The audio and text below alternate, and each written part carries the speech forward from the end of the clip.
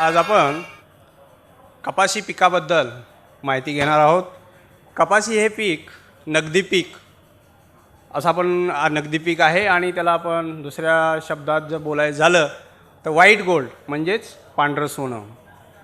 तर कपाशी पिकामध्ये जर आपण इतिहास जर पाहिला आणि कपाशीचं क्षेत्र भारतातलं कपाशीचं क्षेत्र आणि जगाचं क्षेत्र जर पाहिलं तर भारतामध्ये कपाशीचं लागवडीचं क्षेत्र हे जगामध्ये नंबर 1 वर आहे। त्याचबरोबर उत्पादनसुद्धा कापसाचं उत्पादनामध्ये सुद्धा आपला देश हा 2 नंबरला आहे। परंतु जी कापसाची उत्पादकता म्हणजे प्रति हेक्टरी जे उत्पादन येतं ते जगाच्या तुलनेत अगदीच कमी आहे। सगळ्यात जास्त उत्पादकता जी आहे ऑस्ट्रेलियाची जी 2055 किलोग्राम पर हेक्टर आहे, तिथं आपण 350 ते 435 किलोग्रामच्या पर हेक्टर असं आपलं उत्पादकता आहे। आणि ही जी गोष्ट आहे हे सेम परत जर आपण आपल्या महाराष्ट्राचा जर विचार केला कपाशीच्या उत्पादनामध्ये महाराष्ट्र हा राज्य आपलं राज्य भारताच्या तुलनेमध्ये एरियामध्ये सगळ्यात जास्त आहे, प्रोडक्शन जास्त आहे, पण उत्पादकता सगळ्या राज्यांच्या तुलनेमध्ये एकदम कमी आहे। जे तामिळनाडूमध्ये कपाशीची उत्पादकता 840च्या साधारणतः जवळपास आहे, ते आपल्या महाराष्ट्राची जी आहे ते 350 केजीस पर हेक्टर अशी इतकी आहे। मग हे असं का बरं? एरिया जास्त आहे, सगळं आहे, तर ह्याची जी कारणं आहेत तर सगळ्यात महत्त्वाचं म्हणजे आपला भारतामध्ये जो कपाशीमध्ये जो एरिया आहे क्षेत्र आहे ते 70% क्षेत्र हे जिरायतमध्ये आहे म्हणजेच कोरडवाहू आहे। त्याचबरोबर नवीन तंत्रज्ञानाचा अभाव, जी आपली जी मानसिकता आहे की आपण नवीन तंत्रज्ञान इतकं सहजासहजी ॲक्सेप्ट करत नाही किंवा वापरत नाही। त्याचबरोबर योग्य क्वालिटीचं म्हणजे गुणवत्ताधारक बियाणं आपण तितकंसं त्याच्याबद्दल आणखीन आपण अनभिज्ञ आहोत। हे एक असे जे आहे निसर्ग ह्या सगळ्या गोष्टीमुळं आपलं महाराष्ट्र राज्य हे कमी आहे। तर हे सुरुवातीला नॉन बीटीच्या काळामध्ये ठीक होतं, पण आज बीटीच्या काळामध्ये देखील आपली उत्पादकता तेवढी वाढलेली नाही। तर आज मी जे इथं आपणास मार्गदर्शन करणार आहे ते बीटी कपाशीचं लागवड करून जास्तीत जास्त उत्पादन आपण कसं घेऊ शकतो त्याबद्दल मी थोडंसं माहिती देणार आहे। त्याचबरोबर नवीन तंत्रज्ञान कोणते येतं आहे त्याबद्दलही मी थोडीशी कल्पना देणार आहे। तर बीटी कपाशीचं भरपूर उत्पादन घेण्यासाठी काय करावं लागेल? तर एक 5-6 गोष्टी आहेत की त्या जर आपण व्यवस्थित केल्या तर बीटी कपाशीचं उत्पादन आपण नक्कीच जास्त घेऊ शकतो। त्यामध्ये मशागत आहे एक, दुसरा जो पार्ट आहे जमिनीच्या मगदुराप्रमाणे वाणांची निवड करणं, त्याचबरोबर एकरी झाडांची संख्या, हे लागवडीचं अंतर व्यवस्थित वापरून कशी वाढवू शकतो आणि उत्पादन कसं घेऊ शकतो ते एक आहे।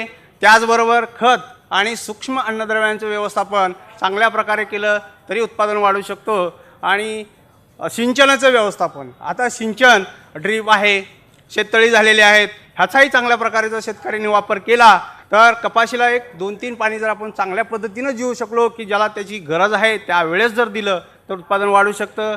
आणि नंतर जे आहे तणनाशक आणि कीड व रोग व्यवस्थापन, ह्या गोष्टी जर आपण व्यवस्थित केल्या तर आपल्याला नक्कीच उत्पादन वाढू शकतं। आता मशागत, आपण सगळे शेती हा आपला व्यवसाय जो आहे वडिलोपार्जित आहे, सगळ्यांना मशागत वगैरे सगळ्या गोष्टी माहीत आहेत, पण मशागतीचा फायदा काय? मशागतीचा फायदा काय? तर मशागत करताना प्रत्येक वर्षी जेव्हा पीक निघतं तर आपण खोलवर नांगरट केली गेली पाहिजे। पण नांगरट का करायची? जर आपण जमीन नांगरट केल्यानंतर खालच्या थरातली माती वरती येते, त्याचबरोबर ती माती किंवा जमीन ही सूर्यप्रकाशाला उघडी पडते, त्यामुळं जी उष्णता असते त्यावेळेस त्याचा फायदा असा होतो की ज्या अगोदरच्या वर्षी जे पीक लागलेलं असतं त्याच्यावरचे कीड आणि रोग हे सुप्तावस्थेत असतात आणि ते सुप्तावस्थेतले असलेले कीड नांगरट आणि उष्णता याच्यामुळे नष्ट होण्यास मदत होते आणि तेव्हा आपलं पीकसुद्धा जे लावलेलं आहे त्याच्यावर रोग आणि कीड यांचा प्रादुर्भाव कमी होतो। नंतर हे झालं नांगरल्यानंतर मग एक वखराची पाळी द्यायची। वखराची पाळी दिल्यानंतर आपण जे शेणखत जर शक्य असेल तर 10 ते 15 गाड्या प्रति एकरी टाकले गेलं पाहिजे आणि त्याच्यानंतर हे खत जमिनीमध्ये चांगल्या प्रकारे मिसळलं गेलं पाहिजे, म्हणून दुसरी पाळी देणं गरजेचं आहे. आणि काय होतं की खत दिल्याचा फायदा शेणखताचा फायदा असा आहे, हे जे जमिनीचा मगदूर जो आहे तो सुधारतो, त्याचबरोबर जमिनी भुसभुशीत होते, हवा खेळती राहते आणि पाणी धरून ठेवण्याची जी क्षमता आहे ती जमिनीची वाढते. म्हणून आपण शेणखत टाकणं गरजेचं आहे. आता झालं दुसरा पॉईंट जो आहे की जमिनीच्या मगदुराप्रमाणे लागवडीचं अंतर. आता काय आहे की एका झाडाला 100 ते 200 बोंड लावण्यापेक्षा जर एकरी झाडांची संख्या जर आपण जास्त करू शकलो तर 30, 35, 40 बोंडामध्ये चांगल्या प्रकारे आपण उत्पादन घेऊ शकतो. म्हणून एकरी झाडांची संख्या जर आपण वाढवली तर नक्कीच आपण उत्पादन वाढवू शकतो. आता ब्राझील, ऑस्ट्रेलिया ह्या देशामध्ये एकदम सेंटीमीटरवर 2-2, 3-3 सेंटीमीटरवर झाड असतं, पण आपल्याकडे ते शक्य नाही. आपण आताही 4-2 फुटावर किंवा 4x4 फुटावर लागवड करतो, पण ते शक्य नाही. तरी आपण आता जे यावर्षी मी ते पुढं सांगणारच आहे त्याबद्दल. तर जमिनीचा जसा प्रकार असेल, ज्या पद्धतीची प्रत असेल त्या पद्धतीप्रमाणे 2 झाडातलं आणि 2 ओळीतलं अंतर व्यवस्थित ठेवून आपण एकरी झाडांची संख्या वाढवून, परंतु तेही सुद्धा वाण महत्त्वाचं आहे. वाण कसा वाढतो, त्याच्या फांद्या किती लांब आहेत, त्याला काही फांद्या येतात का, तो उंच किती जातो, हे सगळं पाहून पसरतो का सरळ वाढतो, हे सगळं पाहून आपल्याला हे अंतर ठरवायचे आहेत. मध्यम जमिनीमध्ये आपण बागायती जर घेत असाल तर 3 ते 2 फूट किंवा 4 ते 1.5 फूट म्हणजे एका झाडाला लागणारं 6 स्क्वेअर फूट अंतर जर असेल तर तुमची झाडं जास्त बसतात आणि एकरी उत्पादन वाढण्यास मदत होते. पण तेच जर आपण कोरडवाहूमध्ये गेलो तर 4 वर जायचंच नाही, 3, 1 किंवा 1.5 अशा पद्धतीनं जर आपण लागवड केली तर एकरी झाडांची संख्या 14,000च्या आसपास बसते आणि आपण उत्पादन चांगलं घेऊ शकतो. आता भारी जमिनीमध्ये का बरं अंतर थोडंसं जास्त ठेवायचं. जर समजा भारी जमिनीमध्ये जर आपण अंतर कमी ठेवलं तर झाडांची दाटी होते, हवा खेळती राहत नाही आणि जे नैसर्गिक लोक म्हणतात की पात्यागळ होऊ राहिली, तर ते याच्यामध्ये जाणवतं. म्हणून थोडंसं जमिनीचा प्रकार पाहून आपण जर अंतर कमी जास्त केलं, आणि कसं आहे की हे जे आपण सांगितलं गेलेलं असतं इथं, हे असं करा, इतकं ठेवा, पण हे तुम्ही चांगले जजमेंट करू शकता, तुम्ही चांगलं ठरवू शकता, कारण तुम्हाला तुमची शेती माहीत आहे. फक्त तुम्हाला माहीत काय करून घ्यायचं आहे तर हायब्रिड जो वाण आहे, कपाशीचा वाण, तो कशा पद्धतीनं वाढतो, त्याचा वाढायचा प्रकार काय आहे हे पाहून, आणि मग त्याच्यासाठी प्रत्येक वर्षी भरपूर कंपन्या आहेत. आम्ही इथं प्रत्येक वर्षी 10 ते 15,000 शेतकरी इथं दाखवतो त्यांना की बाबा पीक प्रक्षेत्र असतं, तिथं पाहणी कार्यक्रम आम्ही ठेवतो, शेतकरी मेळावा, आणि लोकांना सगळे लाईव्ह पाहणी कार्यक्रम तिथं असतो की बाबा हे झाड असं वाढतं, हे सगळी माहिती तिथं दिली जाते. तर ते जे आपण प्रदर्शनामध्ये येतो ते थोडंसं पाहून अनुभव करून त्या पद्धतीनं आपण लागवड केली गेली पाहिजे. त्यानंतर जमिनीच्या मगदुराप्रमाणे आमची कंपनी अंकुर सीड्स कंपनीनं वाणांची शिफारस केलेली आहे. हलक्या जमिनीमध्ये अंकुर 30-28 आणि 32-24 हे 2 वाण चांगल्या पद्धतीने यील्ड देऊ शकतात. त्याचबरोबर मध्यम जमिनीमध्ये सुद्धा 30-28 जय, 30-34, 32-24 आणि 32-44 हे वाण आपण लावून उत्पादन घेऊ शकता. भारी जमिनीमध्ये सुद्धा हे जे 30-28 जय, 30-34, 32-44 आणि याच्यामध्ये 216 एक ॲडिशनल आहे की जे फक्त बागायत चांगल्या जमिनीमध्ये आपण लावून चांगलं उत्पादन घेऊ शकतो. अपेक्षित उत्पादन, काही शेतकरी असतात घेतलं, चांगलं उत्पादन घेतलं, पण असे काय वाण असतात जर त्याला जर चांगल्या पद्धतीनं जर शेती केली, चांगलं मॅनेजमेंट जर केलं तर अपेक्षित उत्पादन जे म्हणतो आपण, असे काय वाण देत असतात, त्याचं पोटेन्शियल एक्सप्लॉइट करणं गरजेचं असतं. आता रासायनिक खते, जर आता बीटी टेक्नॉलॉजी आली, त्याचं जे व्यवस्थापन आहे, नॉन बीटीच्या काळामध्ये काय व्हायचं की बोंडआळी आल्यानंतर पात्या जी लागत होत्या त्या गळून पडत होत्या. त्याला शेवटपर्यंत असं होतं की हिरवी बोंडाळी आली, नंतर मग पुन्हा पाने खाणारी आळी आली, नंतर मग हे अशा प्रकारचं किंवा शेंडे खाणारी आळी आली, ह्या आळ्या येत होत्या बीटीच्या पहिल्या. पण बीटी आल्यापासून ह्या आळ्यांचा प्रादुर्भाव कमी झाला. मग कापसाला काय की 50 ते 55 दिवसात फुलं आणि बोंडं लागायला सुरुवात होते. मग जर एकदा का बोंडं लागायला सुरुवात झाली तर कापसाची वाढ त्या प्रमाणात जशी व्हायला पाहिजे होत नाही. म्हणून आपलं पहिलं काम काय की कापसाची वाढ 50 दिवसापर्यंत 50-55 दिवसापर्यंत चांगल्या प्रकारे कशी करू शकतो. अरे वाढ जर झाली तरच त्याला फळफांद्या येतील, म्हणजे जितकी उंची होईल तितक्या फळफांद्या येतील आणि तितकी बोंड लागतील आणि उत्पादन येईल. म्हणून 45 ते 50 दिवसापर्यंत आपल्याला कपाशीचं चांगल्या प्रकारे झाड वाढवता आलं पाहिजे. म्हणून अन्नद्रव्ये, खतं, रासायनिक खतं त्याच्याबरोबर हे देणे, योग्य प्रमाणात देणे, योग्य ठिकाणी देणे, योग्य प्रकारे देणं गरजेचं आहे. त्याचबरोबर जसं आता आपण म्हणतो की जसं आपण बी जेवण करताना कांदाही लागतो, आपल्याला सॅलडही लागतं, लोणचंही लागतं, तसंही आता काय की जमिनीची प्रत्येक वर्षी तेच पीक लावतो, त्याच्यामुळं बेऊड होत नाही. म्हणजे जर चणा लावला, तूर लावली, सोयाबीन लावलं, मिरची लावली तर पीक फेरपालट पहिला होत होता, आता तसं होत नाही. तर मग त्यासाठी म्हणून काय करायचं आपण की रासायनिक खतं त्याचबरोबर सूक्ष्म अन्नद्रव्ये देणं गरजेचं आहे. आणि सूक्ष्म अन्नद्रव्ये आणि रासायनिक खताचं जे नियोजन आहे तर आमचे धरती ॲग्रो केमिकलचे मार्केटिंगचे मॅनेजर आपल्याला त्याच्याबद्दल सविस्तर माहिती सांगतील. तर खताचं नियोजन करताना मी थोडंसं ढोबळमानानं सांगेल की रासायनिक खतं NPK कशी द्यायची तर 80-40-40 या प्रमाणात एकरी डोस द्यायचा आणि तोही 3 विभागात 3 ह्याच्यामध्ये विभागून द्यायचा. तर पहिल्यांदा देताना नत्र, स्फुरद आणि पालांस 40-40 प्रमाणे द्यायचं आणि 40 दिवसानंतर पुन्हा नत्र 20 किलो आणि नंतर लागवडीनंतर 75 दिवसानंतर 75-80 दिवसात हे राहिलेला डोस द्यायचा. त्याचबरोबर मायक्रोन्यूट्रनबद्दल हे सगळं सांगणार आहेतच. वसुंधरा, कॅल्बूम आणि व्हायटल, एच अल्टिमेट ज्याच्यामध्ये ह्युमिक ॲसिड आहे, जे शेणखत वगैरे जे आहे ते कुजवण्यासाठी आणखीन मदत करतं, जे कुजलेलं नसतं ते सर सांगतील सगळं. त्याचबरोबर कोरडवाहू बेटी कपाशी ह्याचा काळ कमी असतो, म्हणून ह्याचा जो खताची मात्रा आहे ती आपण कमी करू शकतो आणि त्याची जी आहे की 60-30-30 या प्रमाणात आपण याच्यामध्ये NPK देऊ शकतो. त्याचबरोबर मायक्रोन्यूट्रनचा जो आहे तोही आपल्याला इथं द्यावा लागणार आहे. आता राहिला एक कीड व रोग व्यवस्थापन. पहिलं काय होतं की बोंडआळ्यापासून आता बीटी आल्यामुळं बोंडआळ्यापासून संरक्षण भेटलेलं आहे. मग लोकांना आता काय वाटतं की बाबा का बरं की पहिलं तर आम्ही हे जाशीड किंवा तुडतुडा, मावा हे असलं काय दिसत नव्हतं. पण आपण जर आठवलं की आपण बोंडआळी मारण्यासाठी स्पर्शजन्य आणि पोटविष असणारे औषधं मारत होतो.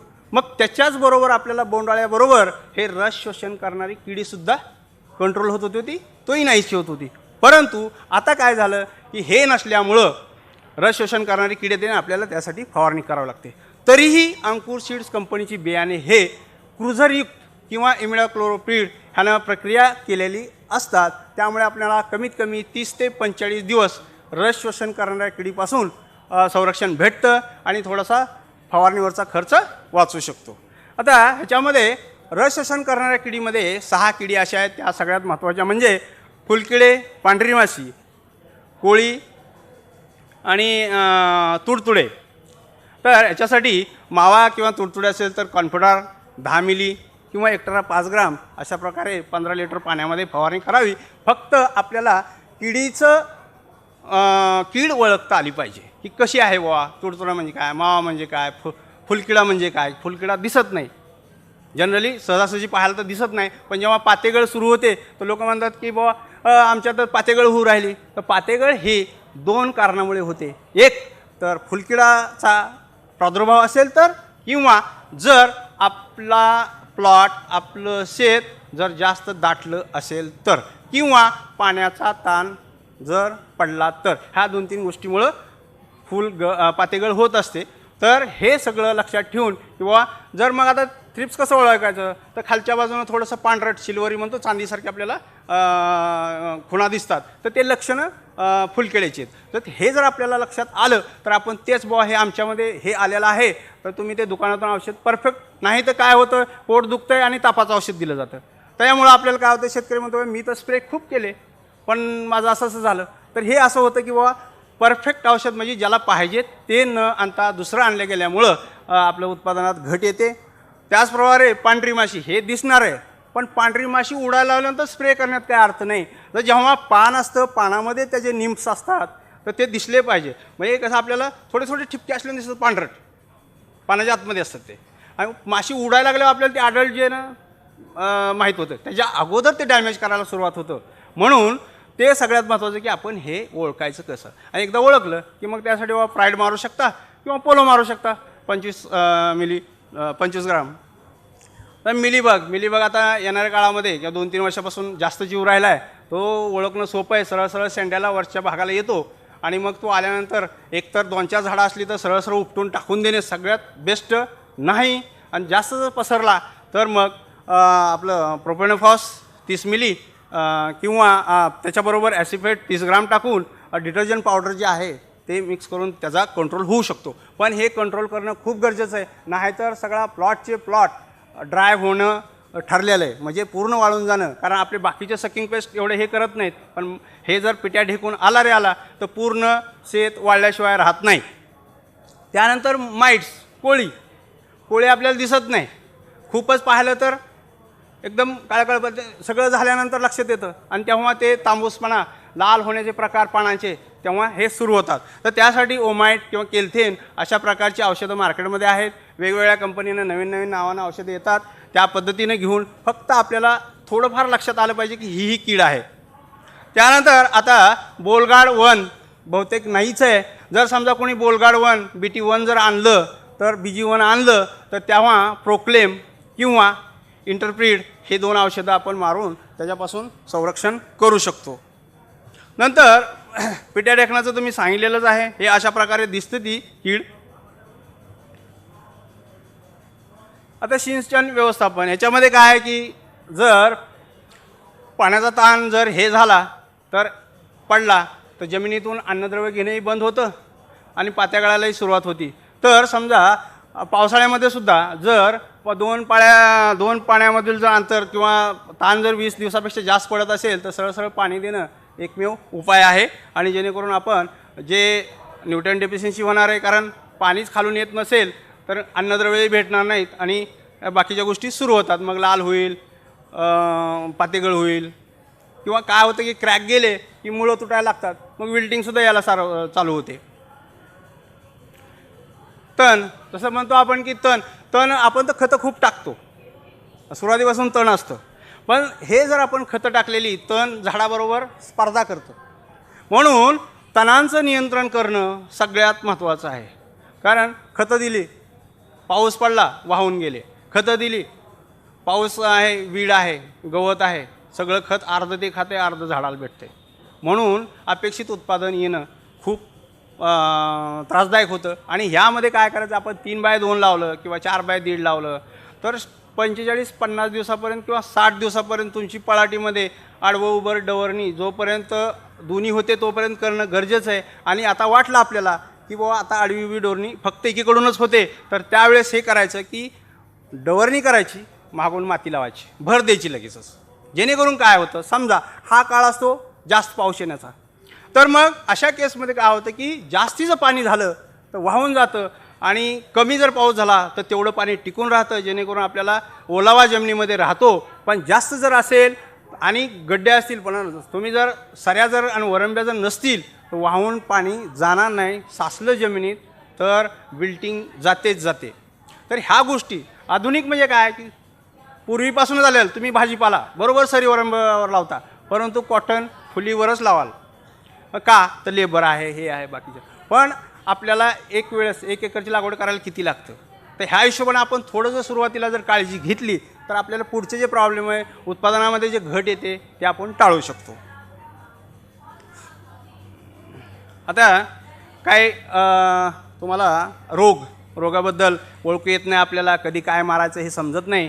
तर हे जे जीवाणूमय करपा म्हणजे बॅक्टेरियल ब्लाईट असतो, पहिल्यांदा पानावर आपल्याला तेलकट ठिपके दिसतात. तो जर कंट्रोल करता नाही आला तर पुढं काय होतं, तर हे जे काळी काळी रेस दिसती शिरा पानाच्या, त्या काळ्या होऊन जातात. आता पुन्हा तेव्हाही कंट्रोल नाही केला तर मग तो कुठं जातो, पानाच्या आपल्या झाडाच्या फांदीवर जातो, मग तेही सडतं. आणि तेव्हाही कंट्रोल नाही केला तर बोंडावर जातो, म्हणजे डायरेक्ट उत्पादनामध्ये घट. तर ह्याच्यासाठी आपण स्ट्रेप्टोसायक्लिन 3 ग्राम प्रतिपंप मारायचं. हा एकमेव असा रोग आहे की त्याला स्ट्रेप्टोसायक्लिन चालतं. आणि त्याच्याहीमध्ये आता अंकुर सीड्स कंपनीनं अंकुर 3034 हे वाण ह्याच्यासाठी प्रतिकारक आहे, सहनशील नाही, प्रतिकारक. त्याच्यावर स्ट्रेप्टोसायक्लिन मारायची आवश्यकताच नाही. कारण समजा आपण एखादं रोगी आहे आजारी पडलो, दवाखान्यात गेलो, दवाखान्यात गेल्यानंतर हे तर होणार आहे, नीट तर होणार आहे, बरं होणार आहे, पण ती 15 दिवसात जी एनर्जी गेलेली असते, ताकद गेलेली असते, ती येत नाही. म्हणून जर झाडावर हा रोगच आला नाही तर त्याच्यामध्ये जी उत्पादन क्षमता असते ते कमी होत नाही. त्यासाठी वाण हे असे असावे की प्रतिकारक. आणि आम्ही हे जैवतंत्रज्ञानाचा वापर करून जे मार्कर असिस्टेड ब्रीडिंग जे म्हणतो आपण, त्याचा तंत्रज्ञानाचा वापर करून आम्ही हे वाण रेजिस्टंट बनवलेलं आहे. नंतर हे दहिया हे असं स्पोर्युलेशन दिसतं, पांढरट येतं. मग हे आल्यानंतर सुरुवातीला वाटतं पांढरं आहे, खालून दिसत असतं. कारण काय होतं की जेव्हा पाऊस पडतो आणि हे सप्टेंबरमध्ये सुरू होतं, आर्द्रता हे ह्या रोगासाठी एकदम स्पोषक वातावरण आहे. जमिनीवर पाणी पडलं, खालच्या पानांना माती उडून लागली, सॉईल बॉर्न असल्यामुळं ते हे सुरू होतं. आणि मग एकदा जर ते कंट्रोल नाही झालं आणि लक्षात येत नाही लवकर आपल्याला, खाली असते ते, आणि मग हे वाढत गेलं तर पुन्हा ह्या पानं पिवळसर होतात, गळून जातात. आणि पान जर गळून गेलं तर तुमचं झाड अन्न बनवत नाही. अन्न बनवत नसल्यामुळं उत्पादनात घट येणं हे ठरलेलंच आहे. तर ह्याच्यासाठी काय करायचं? सल्फर डस्ट जी वेटेबल पावडर आहेत, किंवा सल्फर डस्ट केलं चालतं आहे, किंवा वेटेबल पावडर आजकाल मिळते, ते आपण फवारणी करायची 30 ग्राम प्रतिपंप, किंवा टिल्ट मारू शकतो आपण. नंतर हे अल्टरनेरिया, हे पानाच्यावर ठिपके असतात, ते पानं वाळून जातात, पानं गळतात, झाड मग आपल्याला वाटतं की यार खराब झालं. हे एवढा इतका इम्पॉर्टंट नाही, पण तो जो पहिला आहे अल्टरनेरिया, हे पानावरचे ठिपके, आणि हा जो आहे पर्णकुंचन, म्हणजे हा रोग जो आहे तो आपल्याकडे येत नाही. हा नॉर्थ इंडियामध्ये, पंजाब, हरियाणा, राजस्थानमध्ये ह्याचा प्रकोप जास्त आहे. एकदा जर हा आला तर पात्या लागत नाही, बोंडे लागत नाही, काहीच नाही. हा रूट रॉट आहे. ह्याच्यासाठी 22 टीनचं ड्रेंचिंग करणं एकदम योग्य. आता आपण अंकुरचे बीटी कपाशीचे वाण, आता आपण सगळी माहिती पाहिली की कसा कापूस लावायचा, स्प्रेइंग काय करायचे, कोणत्या वेळेस करायचं, पाणी कधी द्यायचं, तणांचं महत्त्व कंट्रोल करणं काय. तर आता आपण थोडेसे ह्याच्याबद्दल माहिती घेऊ. हे जय बीटी हे वाण सर्वात महत्त्वाचं म्हणजे गव्हर्नमेंट ऑफ इंडिया, भारत सरकारचा जो प्रोजेक्ट असतो कॉटन इम्प्रूव्हमेंट प्रोजेक्ट, या प्रोजेक्टप्रमाणे आयशारच्या माध्यमातून हे वाण सेंट्रल इंडियासाठी, म्हणजे आपलं महाराष्ट्र, गुजरात, मध्य प्रदेश ह्या 3 राज्यासाठी त्यांना रिलीज केलेलं आहे आपल्या इरिगेशनसाठी. आणि हे वाण असं, ह्याची वैशिष्ट्य काय शेवटी की दमदार झाड, जास्त फळफांद्या आणि भरपूर उत्पादन. हे कसं शक्य? जर दमदार झाड असेल आणि उंच झाड असेल. दमदार असणं म्हणजे की जे त्याला बोंड लागणार आहेत, फांद्या लागणार आहेत, आणि ते जे वजन आहे, कारण पुन्हा मोठ्या बोंडाचं, आपण आता मोठ्या बोंडाशिवाय कोणी शेतकरी बोलतच नाही. मोठे बोंड असणं म्हणजे काय की त्या झाडाला वजन येणं. मग हे झाड जर वजन पेलत नसेल, पडलं, तर उत्पादनामध्ये 20 ते 30% नुकसान होणं ठरलेलं आहे. त्यासाठी ह्या वाणाचं वैशिष्ट्य असं आहे की दमदार झाड आहे, जास्त फळफांद्या, म्हणजेच काय की फळफांद्यावर बोंडांची संख्या जास्त, म्हणजे झाडाला टोटल बोंडांची संख्या जास्त, जेणेकरून उत्पादन जास्त. ह्याचं बोंड मोठं असल्यामुळं 5 ते 5.5 पावणे 6 ग्रामचं बोंड असल्यामुळं हे वजन कापूस उत्पादनासाठी मदत करतं. कारण कापूस उत्पादन कसं वाढतं? बोंडांची संख्या, बोंडांचं वजन, सरकीचं वजन आणि फळफांद्या, ह्या सगळ्या गोष्टीवर कापसाचं वजन अवलंबून असतं, म्हणून उत्पादन एकंदरीत. तर हे वाण असं आहे की सरळ उंच वाढतं. त्याचबरोबर हे वाण पूर्व हंगामी, म्हणजे आपण मे सोईंगमध्ये, म्हणजे मेमध्ये कसं आहे की लोकांकडे पाणी नसतं, पण ज्याच्याकडे पाणी आहे त्यांना 20 ते 30 मेच्या दरम्यान लावलं तरी चालतं. तिथून पुढं तर हंगामात सुरू होतो. तर पूर्व हंगामी लागवडीसाठी म्हणजे मेमध्ये लावू शकता, जूनमध्ये लावू शकता, आणि भारी मध्यम ह्या जमिनीमध्ये आपण हे वाण बागायतीसाठी आणि कोरडवाहूसाठी लावू शकता. त्याचबरोबर ह्या वाणाचं दुसरं वैशिष्ट्य रस शोषक करणाऱ्या किडीसाठी प्रतिकारक शक्ती याच्यामध्ये आहे. त्याचबरोबर मध्यम भारी जमिनीत ओलिताकरता उपयुक्त वाण आहे. जो धागा जो आहे हा लांब आहे, त्याचबरोबर मजबूत धागा, जेणेकरून बाजारभाव चांगला भेटतो. आता सध्या काय आहे की वेचणी, जर कापूस जर चांगला उमलत असेल तर वेचणी चांगली होईल. तर ह्या वाणाचं परत एक वैशिष्ट्य आहे की कापूस उमलतो चांगला आणि वेचण्यास सोपा असतो. असं हे बीटी वाण BG2 आहे. हे फोटोग्राफ्स हे शेतकऱ्यांच्या ज्याचे आहेत. आता मोठं बोंड आहे, अंकुर 30-34, जे मी आता म्हटलं की हे बॅक्टेरियल विल्डसाठी रेजिस्टंट आहे, म्हणजे प्रतिकारक शक्ती याच्यामध्ये आहे. तर हे असं जे वाण आहे उंच अर्धपसरट वाढतं. याचं दुसरं वैशिष्ट्य काय आहे की पानांची संख्या खूप कमी आहे. आणि मी जे सुरुवातीला सांगितलं होतं की जर झाड उबट पानांची संख्या कमी असणारं असं जर असेल तर आपण एकरी झाडांची संख्या वाढवू शकतो. नाही तर दाटी झाली तर मग आपल्याला नैसर्गिक गळ होण्याची शक्यता असते, कारण हवा खेळती राहत नाही. तर असं हे वाण आहे, सरळ उंच वाढतं, मोनोपोड्या असतात त्याला, म्हणजे काही फांद्यात असतात, त्याचबरोबर फळफांद्या लांब आहेत आणि पान जे आहे ते थोडंसं रफ आहे. रफ पान असल्यामुळं त्याला रस शोषण करणाऱ्या किडीचा प्रादुर्भाव ह्या वाणावर कमी होतो आणि हे वाणसुद्धा भारी आणि मध्यम जमिनीमध्ये लावण्यास योग्य आहे. आता मार्केटमध्ये बोंड 5 ग्रामच्या खाली कोणाला चालत नाही असे काय वाण असतात की आम्ही सुरुवातीला आमची ओळख अशी होती की 651 कमी वाढणारं आणि छोटं बोंड असणारं, पण आता प्रत्येक वाण हा अंकुरचा आहे की बिग बोल म्हणजे मोठ्या बोंडाचं वाण, त्याचबरोबर उंच वाढणारा, अशा पद्धतीचे आता सगळे वाण आलेले आहे. आणि त्याचबरोबर धाग्याची लांबी आणि धाग्याची प्रत आणि रुईचा उतारा हे सुद्धा, कारण जिनिंग रुईचा उतारा वगैरे जे आहे इंडस्ट्रीच्या उपयोगाचा आहे, शेतकऱ्याला उत्पादन पाहिजे फक्त. हे फोटोग्राफ्स वगैरे हे जे जसं आपण जे सांगतोय वाणाबद्दल ते सगळं आपल्याला तुम्ही इथं पाहू शकता. अंकुर 3028 हे वाण कुठल्याही जमिनीमध्ये कशाही प्रकारच्या हवामानामध्ये हमखास उत्पादन देणारं वाण, शेतकऱ्याला कधीही नाराज न करणारं. आता आम्ही प्रत्येक वेळेस जे पीक पाणी कार्यक्रम करतो तर आमचे हे वाण जय आणि 3028बद्दल लोक स्वतःच म्हणतात तुम्ही याच्याबद्दल काही सांगू नका, कारण हे आम्हाला सगळं माहीत आहे, आमच्याकडे 10-15 पॅकेट आहेतच आहेत, उत्पादन येतं आहे. आणि हे अंकुरचं 3028 म्हणजे अंकुरचं जुनं 651 आहे, ते थोडंसं बोंड मोठं आणि उंच वाढणारं असं ते स्वतः शेतकरी म्हणतात की 651 3028 हे हमखास उत्पादन देणारं, कोरडवाहूमध्ये, बागायतीमध्ये, हलक्या जमिनीमध्ये, भारी, मध्यम, पूर्व हंगामी, हंगामी आणि लेट लावायसाठी, म्हणजे उशिरा जरी तुम्ही लावलं, हे काही लोक जुलैमध्ये सुद्धा लावतात, जूनच्या एंडमध्ये लावतात, तेव्हासुद्धा हे तुम्ही वाण लावू शकता आणि चांगल्या प्रकारे उत्पादन घेऊ शकता. ह्या वाणाचं दुसरं वैशिष्ट्य म्हणजे काय, सरळ वाढते, सरळ वाढतं. त्याचबरोबर हे वाण प्रत्येक सॉईलला, जसं तुम्ही कंडिशन, भारी जमीन असेल तो त्याच्या फांद्या लांब करतो, हलकी जमीन असेल अंतर कमी केलं, फळफांदे जे आहेत स्वतःहून कमी येतात, म्हणजे तो आपापल्या पद्धतीने ॲडजस्ट करून घेतो. आपण पाहतो की माणसाला की काश्मीरमध्ये गेलं किंवा तिकडं मनालीला गेलं तर थंडी इतकी असते की काही लोकांना लगेच सुरू होऊन जाते, ॲलर्जीज असते की सर्दी होईल, हे होईल. पण काही लोक असतात की कुठेही जा, एशीत जा, ह्याच्यात बसा, त्यात बसा, काही फरक पडत नाही. त्या पद्धतीने हे वाण स्वतःला त्याच ॲडजस्ट करून घेतं. ह्याचं सगळ्यात महत्त्वाचं वैशिष्ट्य म्हणजे नैसर्गिक गळ खूप कमी आहे, पोंड धरण्याची क्षमता खूप आहे. इथं शेतकरी असतील, काही शेतकरी आहे इथं एक जण, ते आमचे सगळेच वाण लावलेले आहेत आणि आतापर्यंत 8 ते 9 क्विंटल उत्पादन आलेलं आहे आणि 3x1 वर लावलं आहे. कांबडी, आजगाव, वर्धा सगळे वाण लावलेले आहेत आणि 3x1 वर. म्हणजे आपण जे म्हणतो की आता नवीन तंत्रज्ञान म्हणजे काय की एकरी झाडांची संख्या वाढवा, कारण बाकी तर काही वाढणार नाही, तुम्हाला असंच उत्पादन वाढवावं लागेल आणि नियोजन जे आहे ते ह्या पद्धतीने केलं तर उत्पादन वाढू शकतं. तर हे वाण आहे कोरडवाहू जमिनीमध्ये हमखास उत्पादन देणारं. त्याचबरोबर दुसरा फायदा काय तर दुबार पीक घेऊ शकतो, म्हणजे आपल्याला 2 पीक एकाच वर्षी आपण ह्या वाणाचे घेऊ शकतो. किंवा जर तुम्हाला हे वाण कंटिन्यू करायचं असेल, फरदड म्हणतो, आजकाल नवीन संकल्पना सुरू झाली फरदड. लोक पहिल्यांदा 12-13 क्विंटल उत्पादन घेतात, त्यानंतर पुन्हा 7-8 क्विंटल नक्कीच घेतात. बरेच लोक असे आहेत की 22-23-25 क्विंटलपर्यंत उत्पादन घेणार आहे.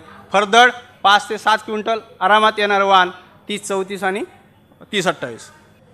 कापूस कसा आहे की उमलतो आणि वेचण्यास सोपा आहे, आजकाल लेबर भेटत नाही. जर समजा, आणि पुन्हा त्यांचं कसं आहे की किलोवर वेचते, किलोवर वेचलं तर कापूस जर समजा दिवसाला चांगला वेचला गेला नाही तर रोज कमी येतो. म्हणून आता ह्या सगळ्या गोष्टी महत्त्वाच्या आहेत, मोठं बोंड, चांगलं उमलणं, चांगलं वेचणं, कारण लवकर वेचलं गेलं आणि कापूस जर वजनी असेल तर ते लेबर असंच म्हणतं आहे कापसात वजन नाही, पुढच्या वेळेस जर ते विचारलं की काय लावलं, यायला तयार होत नाही. म्हणून कापूस वजनी असणं सगळ्यात महत्त्वाचं आहे. आणि हे जे गुणधर्म आहेत हे 30-28मध्ये सर्वच्या सर्व आहेत. आता हे 216 हे स्लो चालतं, ह्याचा कालावधी 180 ते 190 दिवसाचा आहे. आणि हे वाण आम्ही बागायतीसाठी शिफारस करतो, भारी जमिनीमध्ये आणि मध्यम जमिनीमध्ये, फक्त बागायत, जिरायतसाठी, कोरडवाहूसाठी नाही आहे. आणि हे वाहनाचं आज मार्केटमध्ये सगळ्यात मोठं बोंड असणारं हे वाहन आहे 3244 आणि 216. याचं 5.5 ते 6 ग्राम ॲव्हरेज, जे आपण सगळं झाडावर पूर्ण बोंड असतात त्याचा ह्या ॲव्हरेज घेतलेला असतो, मीन काढलेला असतो. त्याचबरोबर बोंड चांगलं उमलतं आणि वजनदार कापूस असल्यामुळे कापसाचं उत्पादन चांगलं होतं. दह्या रोगास पुन्हा हा सहनशील असणारा वाहन आहे. हे असं मजबूत झाड. अंकुर 3244 हे सुद्धा वाहन 180 ते 190 दिवसात तयार होतं. आता 216 ह्याच्यामध्ये बोंडाचं वजन सारखं आहे, सगळं सारखं आहे, तर मग दुसरा वाहन का बरं? तो फक्त बागायत आणि हा जो आहे मध्यम भारी जमिनीमध्ये ओलिताखाली आणि भारी जमिनीमध्ये जिरायत खाली, हाईट जास्त त्याच्यामध्ये आणि ह्याच्यामध्ये हा जो फरक आहे तो हाच आहे की तो फक्त बागायतीसाठी म्हणतो आपण. हा जो आहे जिरायतसाठी मध्यम भारी जमिनीमध्ये आपण हा लावू शकतो. त्याचबरोबर ह्याच्या काही फांदे जे असतात तो जो मुख्य खोड असतं त्याच्या पॅरलल म्हणजे त्याच्या समांतर चालतात शेवटपर्यंत, टोकापर्यंत सुद्धा. जर कोणी हा कार्यक्रम पाहिला असेल वर्ध्याचा वगैरे पीक पाहणी कार्यक्रम, तर आपल्या लक्षात आलं असेल की ह्याच्या फळफांद्या काही फांद्या कशा वाढतात आणि फळफांद्याला बोंड कशी लागतात, जवळजवळ बोंड. जर समजा 2 फांद्यातलं अंतर आणि 2 बोंडातलं अंतर जर कमी असेल आणि झाडाची उंची असेल, कारण काय होतं की झाड खूप उंच दिसतं, पण जर त्या 2 फांद्यातलं अंतर जर जास्त झालं तर नंबर ऑफ फांद्या म्हणजेच फांद्यांची संख्या कमी होते, जेणेकरून उत्पादनात घट दिसतं. आपल्याला खूप वाढलं आहे पण ते उत्पादनात भरत नाही. मग शेवटी म्हणतो आपलं तर खूप वाढलं होतं पण उत्पादन नाही आलं. तर त्याची हे सगळे शास्त्रीयोक्त जी कारणं आहेत ते हे आहेत. आणि हे उभट वाढणारं वाहन आहे. आता आपण त्याला म्हणलं की स्पेशिंग, हे कुठलंही स्पेशिंग जसं 30-28चं सांगितलं त्याच पद्धतीचं हे मोठ्या बोंडामध्ये कुठल्याही स्पेसिंगला योग्य सुटेबल असणारं हे वाहन आहे.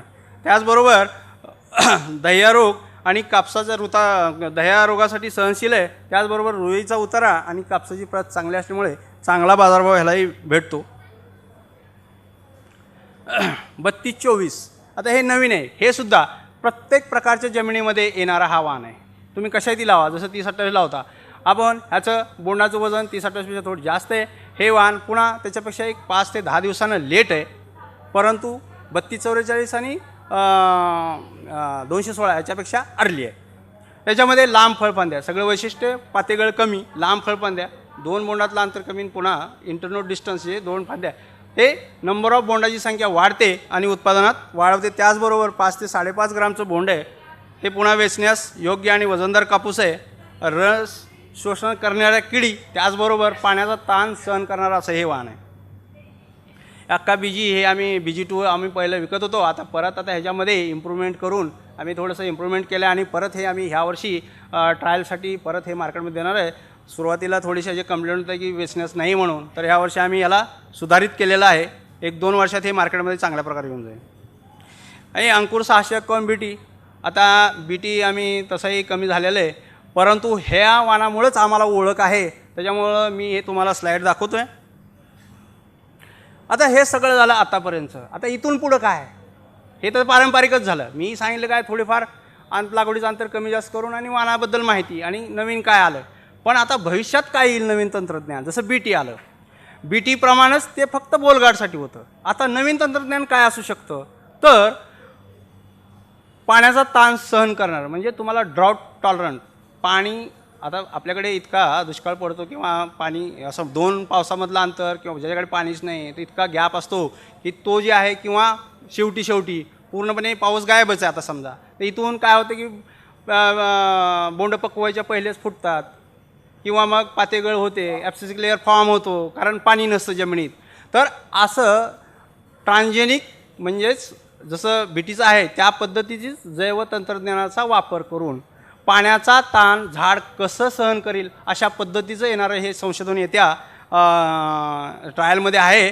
पण आणखीन त्याला परमिशन वगैरे आता पाहिलं जाय आपण RR फ्लेक्स म्हणजेच तणनाशकाला जे प्रतिकारक असतं तसं आता सध्या झालेलं आहे ट्रायल, पण अजून ते उपलब्ध झालेलं नाही. जेव्हा परवानगी भेटेल गव्हर्नमेंट ऑफ इंडियाकडून तेव्हा हे येणार आहे. त्याचबरोबर खताची कार्यक्षमता, आपण तर खतं टाकतो पण खूप एक्सेस बी म्हणजे जास्त नको आणि कमी नको, त्याची ती वाहनांची कार्यक्षमता आपण कशी वाढवू शकतो. त्यामध्ये असे काही जनुक आहेत की हे जनुक असल्यानंतर खताची घेण्याची त्याची जी कार्यक्षमता आपण वाढवू शकतो, असंही तंत्रज्ञान येणार आहे. त्याचबरोबर तणनाशक जसं RR फ्लेक्स आहेच आता मार्केटमध्ये. RR म्हणजे राऊंडअप रेडी आणि फ्लेक्स म्हणजे फ्लेक्झिबल म्हणजे लवचिकता. म्हणजे आपण सुरुवातीला RR आलं होतं राऊंडअप रेडी फक्त आलं. ते कसं होतं की काही दिवसापर्यंतच आपण मारू शकत होतो किंवा काही दिवसानंतर मारू शकतो. पण ह्याच्यामध्ये कसं आहे की जर्मिनेशनपासून शेवटच्या पिकिंगपर्यंत आपण हे तणनाशक मारू शकतो. आणि हे तणनाशक असं आहे की कापसाच्या झाडाला काही फरक पडणार नाही. जसं आता बीटी आहे की बोंडाळी येत नाही, त्याप्रमाणे इथं तणनाशक मारलं. आता लेबर भेटत नाही, पाऊस असतो, पाऊस आल्यानंतर काय होतं की तुम्हाला डवरणंसुद्धा शक्य नसतं, लेबर भेटत नाही. पण भेटलं तरी तुम्ही करू शकत नाही, आपलं निंदन करू शकत नाही.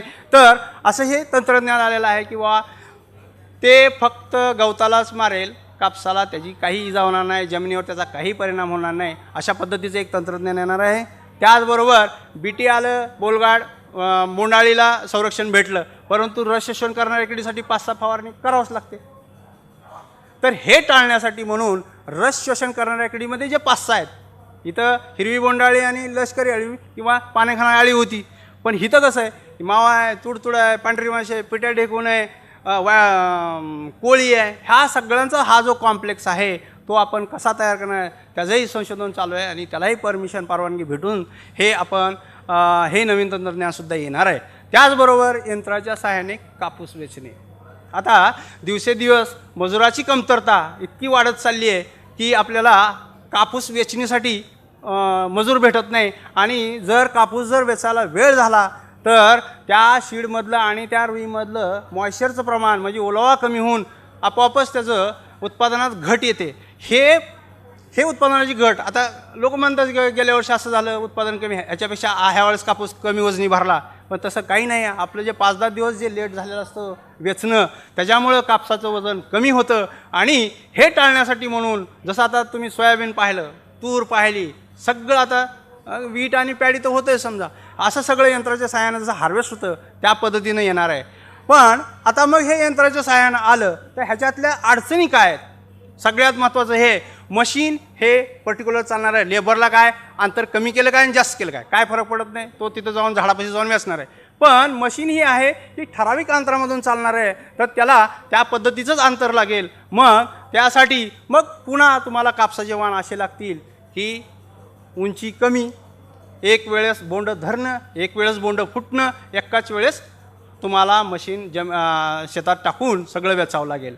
तर ह्याच्यासाठी असे आपल्याला वाण तयार करावं लागणार आहेत की ते मशीनच्या म्हणजे यंत्राच्या सहाय्याने वेचणी कशी शक्य होईल, कमीत कमी लॉस कसा होईल, कमीत कमी नुकसान कसं होईल, अशा पद्धतीचे आपल्याला वाण लागणार आहेत.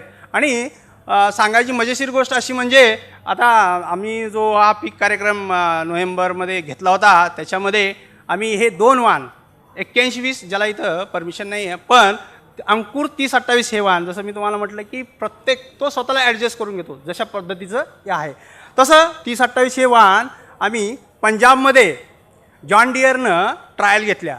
आणि त्यांची मशीन आता भारतामध्ये कमीत कमी 100 कंपन्या त्यांचा रिसर्च करतात आणि वाण सगळ्यांचेच आहे. पण कुणाचंही वाण किंवा ज्यांना स्वतः ते जॉन डिअर त्यांच्याबरोबर कोलॅबरेशन केलं त्यांचं वाणसुद्धा ह्याला सुटेबल किंवा योग्य झालं नाही. परंतु 30-28 हे वाण आणि 81-20 जे नॉर्थमध्ये पंजाबमध्ये दोन्हीसाठी योग्य आहेत. आपल्याकडे थोडे अडचण आहे, पण पंजाबमध्ये ही टेक्नॉलॉजी लवकरच, कारण मशीन गेल्या वर्षीपासूनच तिथं आलेली आहे आणि चालू आहे, त्याच्या ट्रायल बी झाल्या. ह्या वर्षी आम्ही तिथं पीक पाहणी कार्यक्रम पण केला होता. तर इतकं त्याला योग्य प्रतिसाद आहे आणि उत्पादन चांगलं येऊ शकतं. जसं आम्ही आज इथं लिटरेचर बी वाटलं आहे की हे झालं मशीन पिकिंग, पण मॅन्युअल पिकिंग म्हणजे माणसाकडून पिकिंग करूनसुद्धा तुम्ही एकरी झाडांची संख्या जसं 3/5 इंच, जर 3/5 इंचवर जर आपण 35 बोंड जर लावू शकलो तर तुम्हाला 15 ते 16 क्विंटल उत्पादन हमखास येणार आहे. तर 4/5 किंवा 3/1 अशा पद्धतीचं जर आपण केलं तर हमखास उत्पादन वाढू शकतं. कारण 100-150 बोंड लावणं पॉसिबल नाही आहे आणि त्या पद्धतीचं नियोजन करणं मुश्किल आहे, कारण निसर्ग आहे आपल्याकडे, आपल्या हातात देणं आहे फक्त निसर्ग. ह्या वर्षी तुम्ही खतं दिलं, सगळं केलं, पण इतका पाऊस लागून गेला, ना गवत काढू शकलो, ना आपण त्याला खतं दिलेली एकतर वाहून गेली किंवा अशा लेवलला गेली पाण्यामुळं की जे मुळाला पर्यंत पोचूच शकले नाहीत. म्हणून हे आता 100-120 बोंड किंवा 150 बोंड लावण्यापेक्षा 35-40 बोंड आपण लावू शकतो आरामात. ते तंत्रज्ञान आहे, त्याच्यासाठी तुम्ही तेवढं मायक्रोन्यूट्रिएंट देऊ शकता, फर्टिलायझर देऊ शकता आणि उत्पादन वाढवू शकता. हे येणारा काळ हा असाच आहे. आणि जर आज आपण सुरुवात केली तर आपण पुढं जाऊन मशीन पिकिंग म्हणजे यंत्राच्या सहाय्याने कापूस वेचणी आपल्या इकडेही शक्य होईल. अशा ह्या पद्धतीचं कापसावरचं जे येणारं तंत्रज्ञान आहे आणि ते आपण आत्मसात करावं. त्याचबरोबर आपल्याला येणारा जो काळ आहे, येणारा सीझन जो आहे, त्यासाठी शुभेच्छा. आणि मी माझं हे थोडीशी माहितीपर भाषण मी संपवतो. थँक्यू. धन्यवाद.